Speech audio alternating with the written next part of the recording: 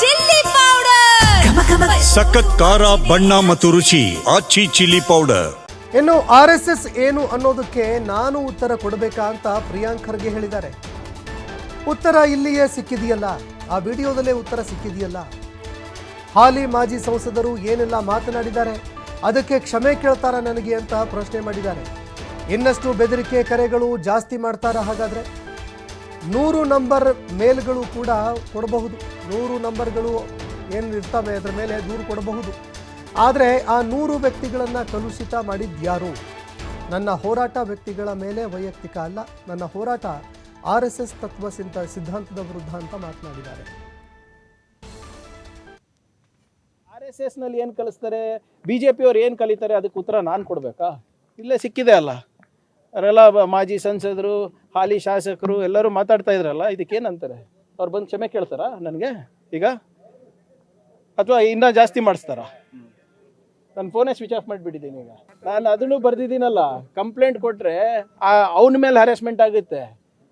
ಆ ಆಲೋಚನೆ ಹಾಕಿದಾರಲ್ಲ ಅವನಲ್ಲಿ, ಆ ವ್ಯಕ್ತಿಗಳೇನು ಆರಾಮಾಗಿ ಓಡಾಡ್ತಾ ಇರ್ತಾರಲ್ಲ, ಕಂಪ್ಲೇಂಟ್ ಕೊಡ್ಬೋದು. ಎಲ್ಲ 30-50 ನಂಬರ್ ಮೇಲೂ ಕಂಪ್ಲೇಂಟ್ ಕೊಡ್ಬೋದು, 100 ನಂಬರ್ ಮೇಲೂ ಕಂಪ್ಲೇಂಟ್ ಕೊಡ್ಬೋದು. ಆ 100 ವ್ಯಕ್ತಿಗಳಿಗೆ ಎತ್ತಾಕಿ ಜೈಲಲ್ಲಿ ಹಾಕ್ತಾರೆ. ಆದರೆ ಆ 100 ವ್ಯಕ್ತಿಗಳನ್ನ ಮನಸ್ಸನ್ನ ಮತ್ತೆ ಬುದ್ಧಿಯನ್ನ ಕಲುಷಿತ ಮಾಡಿದ್ರಲ್ಲ, ಅವ್ರು ಹಾಗೆ ಓಡಾಡ್ತಾರಲ್ಲ. ಆ್ಯಂಡ್ ನಮಗೇನು ನನ್ನ ಭಾಳ ಸ್ಪಷ್ಟವಾಗಿ ಹೇಳಲಿಕ್ಕೆ ಬಯಸ್ತಾ ಇದ್ದೀನಿ, ನನ್ನ ಹೋರಾಟ ವ್ಯಕ್ತಿಗಳ ಮೇಲೆ ಅಲ್ಲ, ವೈಯಕ್ತಿಕ ಅಲ್ಲ.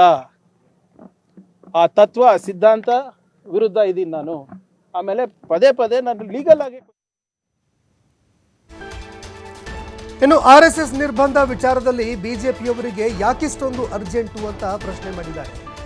ಯಾಕೆ ಜೈಲಿಗೆ ಹೋಗೋದಕ್ಕೆ ಇಷ್ಟು ಅರ್ಜೆಂಟ್ ಇದೆಯಾ ಅಂತ ಅವರು ಪ್ರಶ್ನೆ ಮಾಡಿದ್ದಾರೆ. ಏನೇ ಮಾಡಿದ್ರೂ ಕೂಡ ಕಾನೂನು ಸಂವಿಧಾನದ ಆಧಾರದೊಂದಿಗೆ ಮಾಡಬೇಕಾಗತ್ತೆ.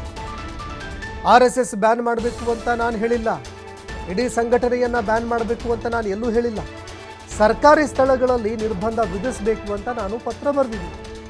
ಹಿಂದುಳಿದ ವರ್ಗಗಳ ಹಾಸ್ಟೆಲ್ಗಳಲ್ಲಿ ಇವರ ಕೆಲಸ ಏನು ಅಂತ ಪ್ರಶ್ನೆ ಮಾಡಿದ್ದಾರೆ.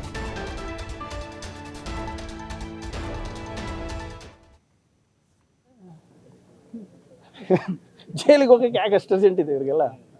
ಕರೆಕ್ಟಾಗಿ ನಾನು ಹೇಳ್ತಾ ಇದ್ದೀನಲ್ಲ, whatever it is, we have to do as per law, we have to do as per constitution. ಅರೆ RSS ಬ್ಯಾನ್ ಮಾಡು ಅಂತ ಎಲ್ಲಿ ಹೇಳಿದ್ದೀನಿ ರೀ?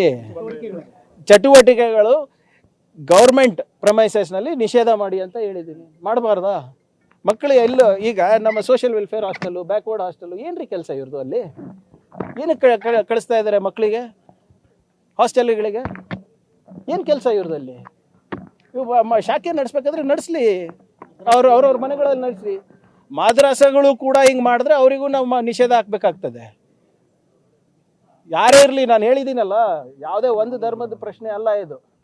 ಈಗ ನೀವು ಗೂಗಲ್ AI ಬಗ್ಗೆನೂ ಪ್ರಶ್ನೆ ಕೇಳ್ತೀರಾ, ಇಂಥವ್ರ ಬಗ್ಗೆನೂ ಪ್ರಶ್ನೆ ಕೇಳ್ತೀರಾ. ಯಾವ್ದು ಬೇಕು ನಮಗೆ? ಗೂಗಲ್ AI ಬೇಕಾ, ಇಂಥವ್ರು ಬೇಕಾ? ಯಾಕೆ ಇವ್ರಿಗೆ ಅಷ್ಟು ಅರ್ಜೆಂಟ್ ಇದೆ?